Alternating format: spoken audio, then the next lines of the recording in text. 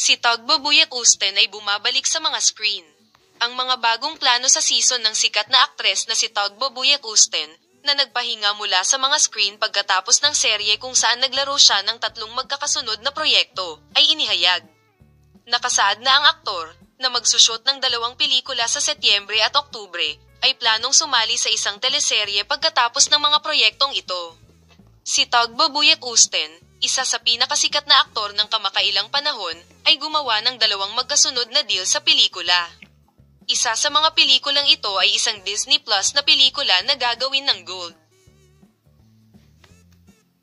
Si Julia Gezer ay uupo sa director's chair ng proyekto, na isusulat ni Pelen Karamematoglu, na sumulat din ng mga love tactics na pelikula, at ang paggawa ng pelikula, na ang pamagat ay hindi pa alam, ay magaganap sa Setyembre. Ayon sa balita ng Bir Senador Oltentas, ang Tagbabuyat Usten ay nasa set sa Oktubre para sa isang festival movie pagkatapos ng Disney movie.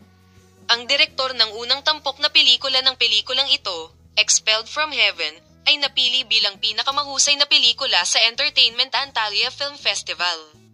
Matapos makumpleto ang parehong mga pelikula, inaasahang magdidirekta ang Tagbabuyat Usten ng isang pangunahing serye sa TV.